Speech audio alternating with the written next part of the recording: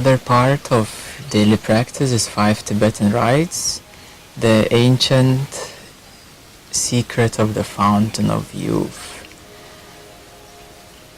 Many years ago I came across this practice and I fell in love with it. The reason being is because they're so simple and yet so effective. I was already doing yoga for some years, and I was looking something energetic that would help not only the physical body, the postures, the flexibility, the spine, but also would work with energies, with chakras, activations to energize the body. So Five Tibetan Rites are very, very effective, and they have so many benefits that actually most of the part of the introduction of Five Tibetan Rites commonly given is about all the health benefits.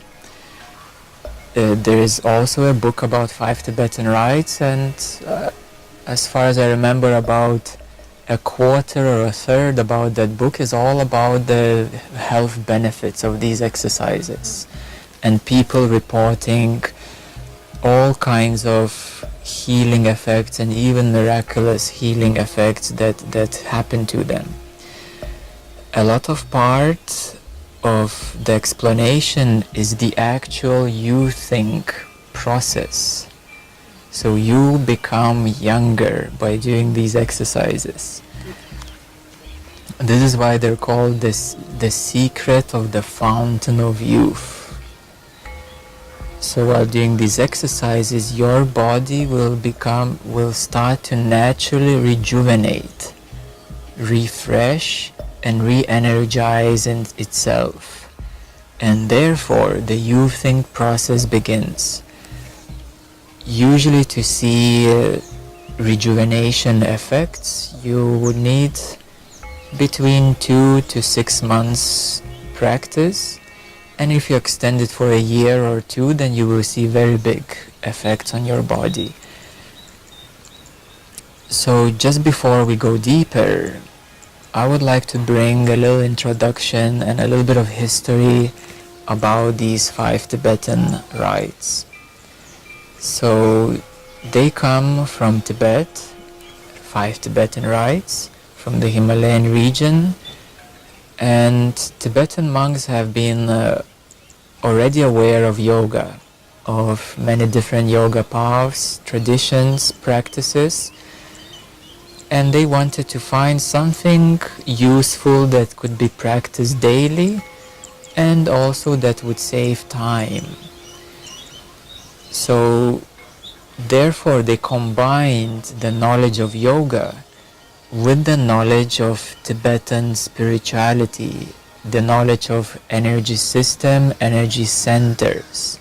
They combined these two things together and they made these 5 exercises. There's an optional 6 exercise which is optional, and it is only if you prefer to do it and if you want to have some extra benefits, and I will explain about them later on as well. So it has been brought to the Western world by one British explorer, and when he came back he looked rejuvenated, very young, and people started asking what happened to you and so on, and he started sharing what he discovered in Tibet.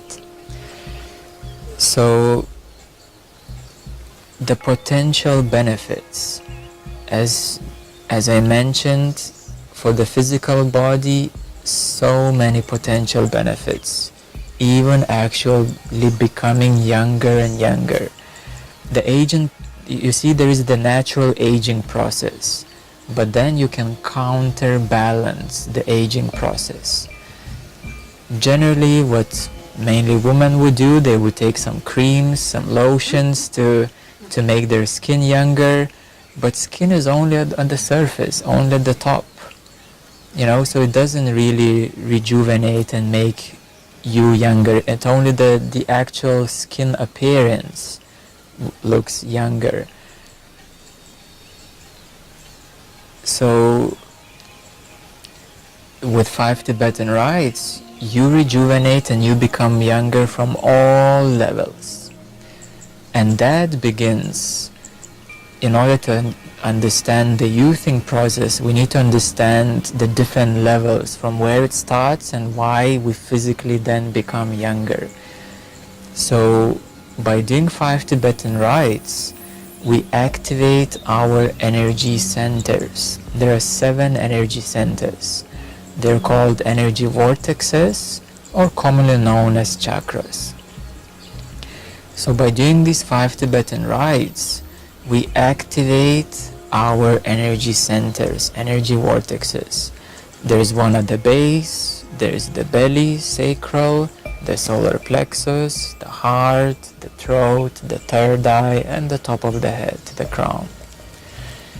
So it not only activates these energy centers, but also balances them, harmonizes the energy centers. If they're too slow and too weak, the exercises make them stronger and at the optimal speed. If they're too fast, again, it balances to spin at the optimal speed, these energy centers. As these energy centers become activated, then the life force energy starts to flow through them. The life force energy, prana, or chi known in China, starts to flow through these energy centers. So you start to receive more and more the life force energy from the universe, which is like electricity for electrical devices, but for our biological energetic system, it is the life force energy. This life force energy starts to flow through the chakras, through the energy centers, then it comes into meridians. So in China, they have developed a whole system about meridians and acupuncture points. Basically, human body is like a microchip with many places of intertwining, interconnecting meridian points.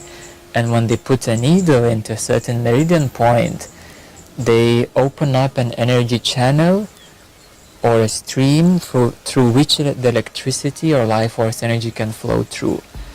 So if the patient comes to acupuncturist and they say, I have a pain in my liver, so the acupuncturist puts a needle into a certain point which opens up the energy channel so that the energy, the healing energy, can flow into that organ which is suffering or which lacks the life force energy. So the life force energy comes into the energy centers, then into meridian points. Through meridian points, it goes into endocrine system, and then it goes into actual physical organs.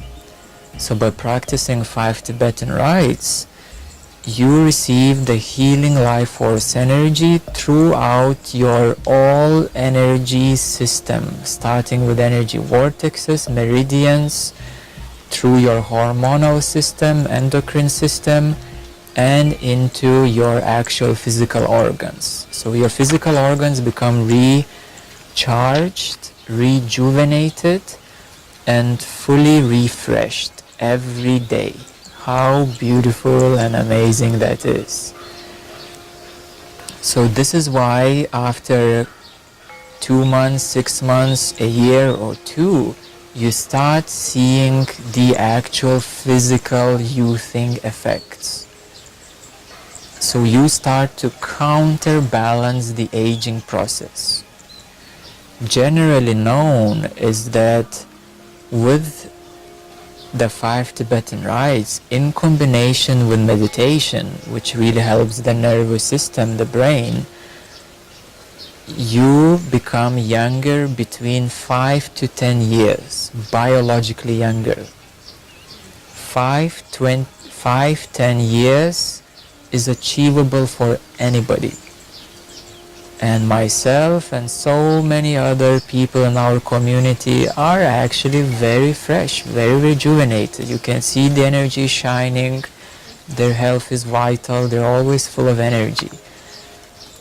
So through the practice, if you give it 1 or 2 years to practice 5 Tibetan rites, meditation, raising your vibration, releasing any lower vibrational energies, you will become 5 to 10 years younger biologically. Not even mentioning your emotional, mental well-being and your level of consciousness, raising of your consciousness. So coming back to the 5 Tibetan rites, to the physical aspect of the exercise program, is they have so many healing effects on your physical body. Some of the other benefits are obviously sleeping better, feeling more energized, feeling refreshed, relief from the pains of the joints, spine becomes better, memory, arthritis, weight loss, improving vision, physical strength, emotional, mental well-being as well, and overall energetic well-being. So every organ is re-energized. Some of the people in our community even say their eyesight got better, their senses become more clearer, certain back pains disappeared, neck pains, shoulder pains, certain organs became much better. So many effects. Not only our community, but actually the actual book of 5 Tibetan Rites reports the doctors and scientists saying scientific and medical reasons why they actually really help, and thousands of people sending their testimonials and saying all the benefits they have experienced. So in order to understand this process, we need to understand that the life force energy then is being channeled into the 7 major energy centers, and there is also actually 122 minor energy centers in the body, and then it comes into meridians and into the physical organs. So knowledge of chakras is important to understand the youthing process, because every energy center controls many organs. For example, your third eye controls the hormones, your dreams, and your DNA. So as you activate that energy center, you achieve a balance in your hormones, a good sleep, and even your DNA starts to activate more and more, the sleeping parts of the DNA. And any other energy center is related to digestion, to the sexual organs, obviously the heart, and all other organs throughout the whole body. Okay, so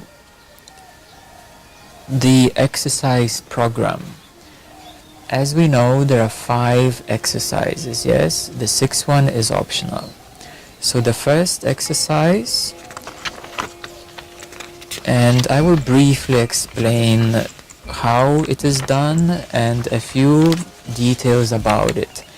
So the first exercise is, as you already have practiced, is standing up, stretching your arms, and spinning clockwise.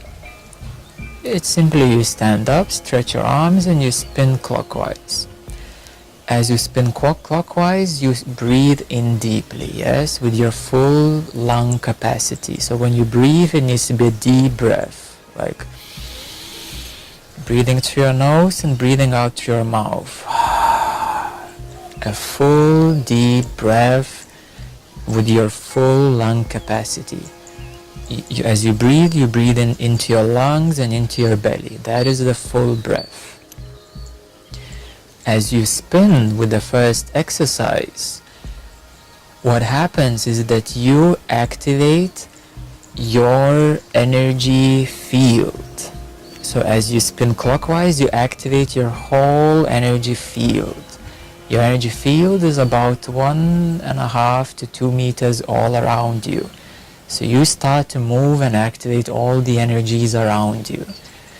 This is exercise number 1. You should feel slight dizziness as you finish the exercise 1. If you don't feel any dizziness, it means you did them too slow or too few times. If you feel a lot of dizziness, it means that you've done too fast or too many times. So the optimal knowing that you did them well is you should feel a slight normal, we could say a slight normal sense of dizziness. That you feel dizzy, but it's okay. It's manageable. So that means that you have activated your energy field all around you. Like a little vertigo, a healthy vertigo. Then you can pause. You can pause for a few seconds, catch your breath, and to ground a little bit. The second exercise is you lay down on your yoga mat, and then as you breathe in, you lift your head, only the head, not the shoulders, not the chest, only your head, and legs 90 degrees at the same time. So as you breathe in, only head and legs 90 degrees. And you breathe out, you let them go. Breathing in, only head, only legs 90 degrees. Breathe out, you let them go. Again, the breath needs to be full, deep breath through the nose, exhaling through the mouth. And I will later on explain how many times you need to do and what is the progression. So now I'm explaining only how to do them and how to know that you have done them correctly. And later on explain the whole program, how to begin, how many times, how to progress, how to increase, and how to allow your body to adjust. So we will come to that shortly.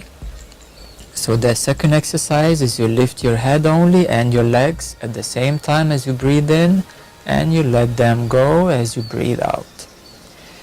What happens in the second exercise is that not only you exercise your physical muscles, which is your neck, your head, your shoulders, your legs go up, so your belly, your abs are working good. Also your spine becomes more tensed, and then you release it. And energetically what happens is that the energy at the base, as you lift your legs up and your head up, you push the energy from the base, the Kundalini energy or the Shakti energy, you push it from the base to flow up into your crown. So you can even visualize, as you're doing these exercises, you can even visualize that when you do the second exercise, that you push the energy from the bottom through your spine to flow up into your crown. This is where you make it even more powerful, this practice, yes? You can even visualize, you can even know precisely where the energy flows. This way, as you breathe in, you can even make a suction of energy. So as you breathe in, you push and you suck the energy from the bottom to flow through your spine into your crown. It's called energy sublimation. In Tantra, it's known as subliming the energy.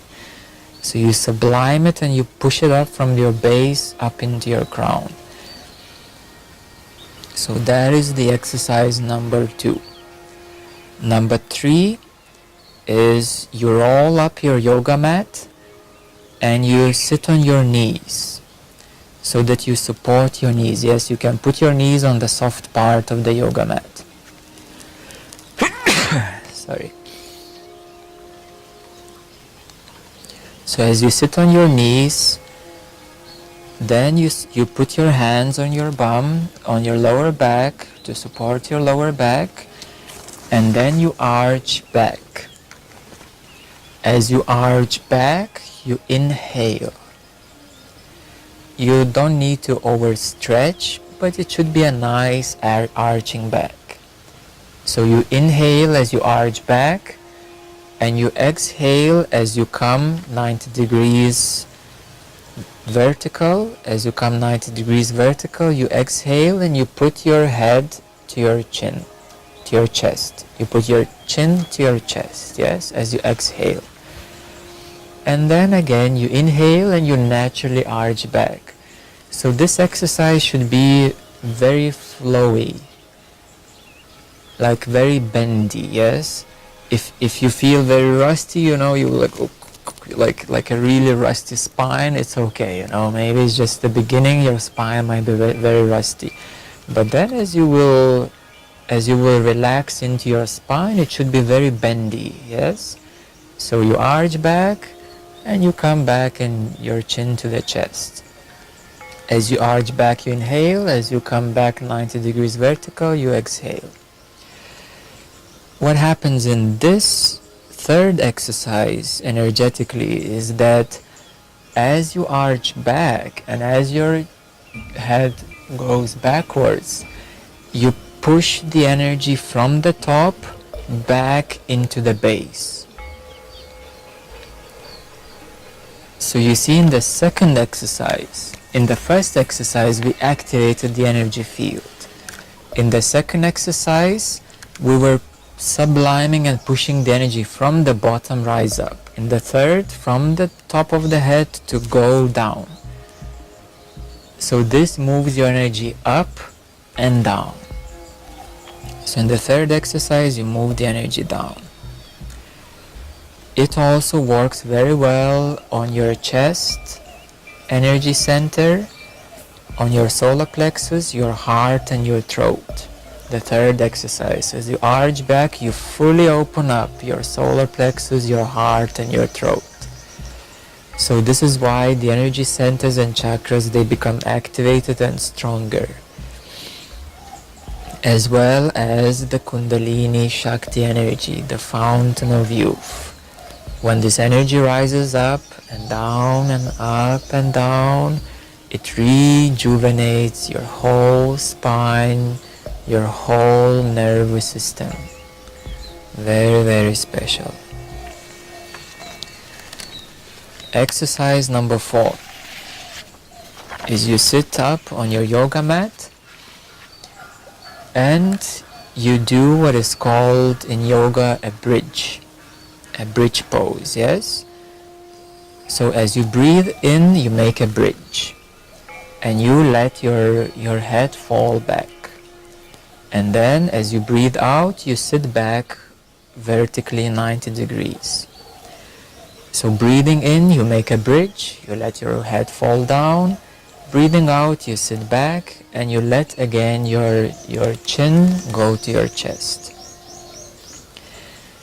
In this exercise, you obviously exercise your muscles, mainly your shoulder area, your legs, your knees, your arms, your thighs, your hips, your torso, and also again you exercise, you open up and strengthen your belly, your solar plexus, your heart and your throat. In the fourth exercise, again you push the energy go down. There's a little secret that as you do the fourth exercise, as you make a bridge, then you pause for 1 or 2 seconds and you make an extra tension of your muscles. So as you are at the bridge, as you are making the bridge, you pause and you make like a little extra tension of your putting your chest up and tensing your muscles. This allows the energies and the chakras to kind of pop up. If there is energy, if there's anything stuck, it allows to pop out any energies and also to strengthen these energy centers.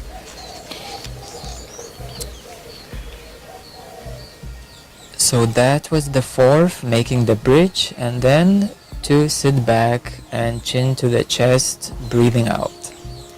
The fifth one is you come, this is a really familiar yoga exercise, you come into the downward dog pose as the preparation for the exercise, and then when you breathe in, you go down and you arch into a cobra pose. And your head goes back, and you can even twist a bit your spine, you can twist your neck, you can move your head a bit. You make a cobra pose. And as you're making a cobra pose, you can even a little bit move your spine, move your shoulders, move your neck to release any tensions, any stresses in your whole spine. So you breathe in, you make a cobra pose. You breathe out, you make a downward dog pose. You breathe in, cobra, you breathe out, downward dog. As you breathe in, make cobra, you push your energy, go down into the base. As you come back into the downward dog, you push the energy from your base into your crown, into the head. So the fifth one, it completes the flow of the light of the Shakti, Kundalini, and the energy to flow up and down your spine. So you move the energy up and down, up and down, up and down. Your spine becomes as flexible as a lean tree. It just bends up and down, up and down. You release all the tensions, all the stresses, all accumulated blockages. You release everything from your spine. And the energy starts moving a lot. Usually people report feeling very hot. They say, wow, I feel so hot. It's like, whoa, the whole body is burning. They usually feel a lot of energy flowing through them. So these are the 5 main exercises. The 6th exercise is an optional exercise, and I will only explain the benefits and why it is optional. So the 6th exercise, it works with the sexual energy. So therefore, if you do the 6th exercise, the sexual abstinence is recommended. Why is that? Because to do the 6th exercise, you need to sublime and raise your sexual energy up into all your physical organs, and you move that sexual energy up through your base, you move it up into your organs, through the energy centers, through the chakras, and then you finish up moving into the crown. So the 6th exercise, it's a very tantric exercise. It's a very common practice in Tantra to sublime and to utilize this very powerful sexual energy for the healing and spiritual purification purposes. So therefore, you need to have that energy within you. If you make love and if you have an orgasm, you lose that energy. Then you need minimum 4 or 5 days to recover the sexual energy. So if you experience the orgasm, you need 4 or 5 days to recover the lost energy. So this is why the sexual abstinence is recommended while doing this 6th exercise. So the benefits are great and immense because the sexual energy is the strongest energy, as well as the Shakti Kundalini, and you utilize to heal your organs, to heal and strengthen your chakras, and to move it up to the crown, even to raise your consciousness. So these are the 5 main exercises plus the 6th optional exercise, 5 Tibetan Rites. Now let's talk about the exercise program. Generally speaking, if you're young, do you have any questions?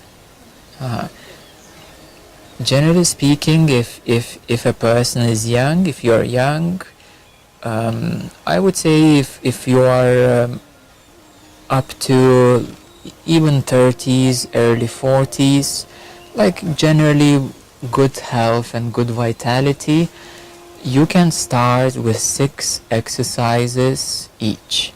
So you do 6 times spinning, 6 times second one, third one, fourth one, fifth time. So you start 6 repetitions of all 5 exercises. So 6 times the first one, the second one, third, fourth and fifth. That takes only 10 minutes literally. Only 10 minutes to do the exercises. So if you are relatively healthy, relatively fit, you can start 6 times each. If you're a bit of an older age, or your spine and your energy is very stagnant, you can start with 3 times each for the first 2 weeks. So in the first 2 weeks, start with 6, and then in the third, fourth week, you can increase by 1 or 2 repetitions in addition to that. So at the end of the first month, you can arrive up to 9 times maximum.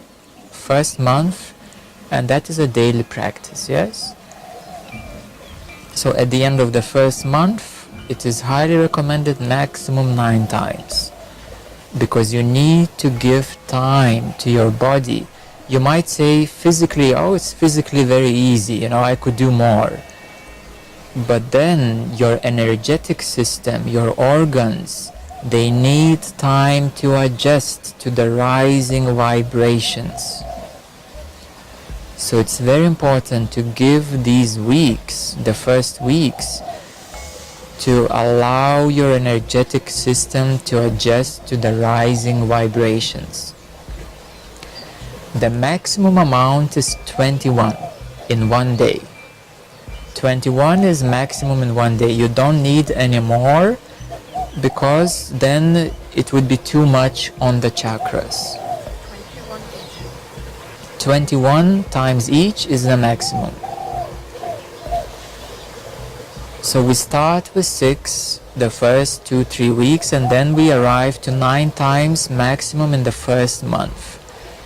Your body will get adjusted, your spine will become more flexible, your joints, your muscles, but even more so your chakras and your energy centers, your vibration needs those weeks to start adjusting to the rising vibrations. The second month, you can increase in the first 2 weeks to arrive at 11, and maximum, I would suggest maximum 13 in the second month. In the third month, maximum 16, 17. In the fourth month, maximum 19. In the fifth month, maximum 21. So this ideally, generally speaking, ideally, you begin with 6 times first month, and then gradually you increase in a 6 months period to arrive to 21. So your body, your energy needs these 6 months to adjust to the maximum capacity of 21.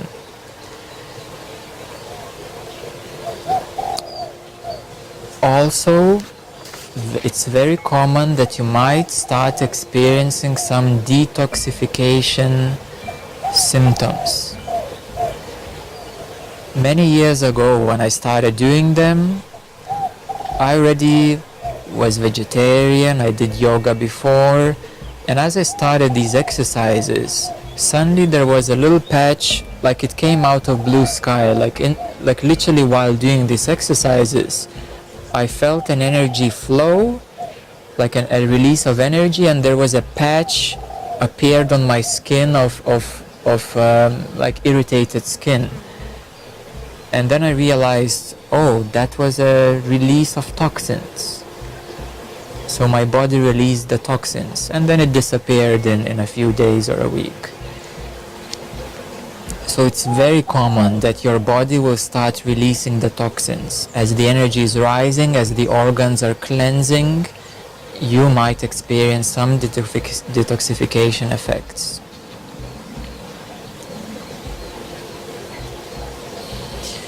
It is also recommended that if you do yoga, keep the practice. You don't need to stop it. Yoga is always, if you do it, it's good. If you don't do it, it's okay. These 5 Tibetan rites are the daily essential practice. Every day, 10-15 minutes to do these exercises. And then if you do yoga, you can do, in addition, extra yoga exercises after these 5 Tibetan rites. So whatever you do in terms of yoga, meditation, any morning practice, you can keep what you did before. But these 5 Tibetan rites are the essential part, because not every morning you will have 1 hour or 2 hours for yoga and meditation. But 10 minutes, 15 minutes, you can afford definitely every day. Another important note is that throughout the week, if you want to keep the progress of your energy, purification, healing your organs, increasing your energetic capacity, if you want to experience the long-term youthing effects, 6 days are needed continuously in 7 days week. 1 day you can skip, 2 days you start losing the energy. This is a really important advice. Even if you are sick, you can still do them, maybe do less. You know, if you're sick, you might not be able to do 21 or even 15 or even 11. Do at least 6. So 6 is minimum. 6 days a week is minimum as well. This way, at least you will keep up the energy flow. If you lose 2 days, 3 days a week, your energy will drop. So 6 times minimum a day.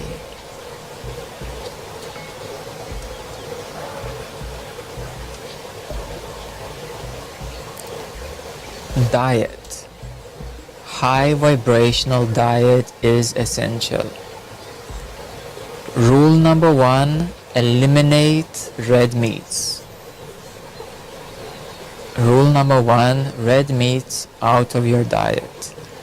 If you are eating red meats, take 6 months, remove the red meat and stay 6 months without red meat. You can eat chicken and fish until your body will get adjusted without the red meat. So rule number 1, no red meat. It's bad for your energy, it's bad for your consciousness, it's bad for your digestion. It takes 3 days to digest the red meat. Energetically, you lose more energy than you gain by eating red meat. So that's rule number 1, to eliminate red meat. You take it off your menu and you can keep 6 months with chicken and fish to maintain the balance. Then you can eliminate chicken. Yeah, so diet is very important. Meats need to be out of your menu, and high vibrational foods. Okay, a few more things. After the 5 Tibetan rites, what is really recommended to do is the alternate nostril breathing exercise. So you can have your pinky and your thumb, and first you start by closing the right side of your nose, and you breathe in for 4 seconds. Then you switch and you breathe out for 4 seconds. You breathe in through the same You switch and you breathe out for 4 seconds. So this is a 1 cycle, alternate nostril breathing, 1 cycle. It is very needed and very effective because it puts oxygen into your left and right brain. It oxygenizes your brain, your lungs, and all your cells. So you can do minimum 5 cycles, recommended 10 cycles after the 5 Tibetan Rites. So one more time, at first you close the right side, you breathe in 4 seconds, you switch, you breathe out, you breathe in through the same, you switch, you breathe out. 1 cycle. You do this minimum 5 times, optimally 10 times, 10 cycles after 5 Tibetan Rites. This way you will put a lot of oxygen into your left brain, right brain, and all the cells in your body. So you will oxygenate your body. And then, so this completes the program, the 5 Tibetan Rites program. We spoke the 5 Tibetan Rites exercise. You do minimum 6 times every day. You take 6 months to reach 21 times maximum. Then you combine the alternate nostril breath right after these exercises to oxygenate your brain and your cells. And then you do the meditation. In between, you can also do the pranayama, which is another essential daily practice. Pranayama you can do either before 5 Tibetan Rites or after the alternate nostril breath, before the meditation. If you don't have much time, you can do 5 Tibetan Rites, nostril breath, and then the Kundalini Shakti meditation, the Fountain of Youth meditation. So in this Fountain of Youth meditation, the right posture is needed. So you sit with your spine straight. You touch these 2 fingers together and put on your legs, on your knees. Your spine must be straight, because that is the Fountain of Youth Kundalini Shakti meditation. Your spine must be straight. The energy needs to rise from the bottom through your spine into your crown. So you bring these 2 fingers together. Right away you form an energetic loop, an energetic circle, and your energy right away rises up. Additionally, you can bring the tip of your tongue to the top part of your mouth, just behind the front teeth. At the ceiling of your mouth, just behind the frontal teeth, you bring the tip of your tongue and you hold it there. 2 fingers, you connect the fingers, you bring the tongue to the top of your mouth. This helps to again intensify and bring the energy up. And the final secret of bringing your energy up, of boosting your Shakti, your Kundalini to rise up, even your eyesight, is you keep your eyesight in a horizontal position and then 30-45 degrees up. So first you bring them horizontally, then 30-45 degrees up, and you bring your focus into your third eye. So you form an inner triangle. Your eyesight goes from the horizontal position, it goes 30-45 degrees up, and then into your third eye. So you bring your eyesight into your third eye horizontally. Tongue at the top of your lips, fingers holding together. Then you can close your eyes, and then as you breathe, feel the energy flowing up. So you do a breathing Kundalini meditation to breathe and to allow the energy to flow up. All these secrets, energetic secrets, will allow the energy to intensify and to rise up. So your Shakti, your Kundalini, your fountain of youth, the inner light will be flowing through your spine, through all the 7 energy centers and rising up through your crown. As the 1000 petal lotus, as it will be flowing up, then you will form an energetic field where it comes back again and it keeps as a fountain rising up, and it keeps on rising and rising and rising. So this is the fountain of youth meditation, the Kundalini Shakti meditation. All your energies will be moving. The 3 secrets of the energy flow are touching the fingers, the tongue at the top, and the eyesight 30-45 degrees, forming a triangle into your third eye. This will supercharge, super boost your energy flow, and it will allow your fountain of youth to flow and to really open up. It really helps to raise your consciousness as well. So this is the ideal, essential, daily morning practice. Ideal, essential, daily practice. 5 Tibetan Rites, nostril breath, pranayama either before or after the nostril breath, and then the Kundalini Fountain of Youth meditation at the end. This is a complete morning essential practice that the whole practice would take 1 hour.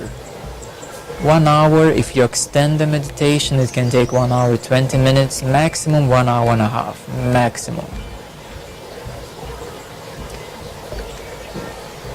So the full program is pranayama either before or in the middle, 5 Tibetan Rites, nostril breath, pranayama after nostril breath, and then Kundalini Fountain of Youth meditation. 1 hour, 1 hour and a half to do the full, complete daily practice. If you have, let's say, half an hour, in that half an hour I would suggest to do 5 Tibetan Rites and pranayama. That would be half an hour practice.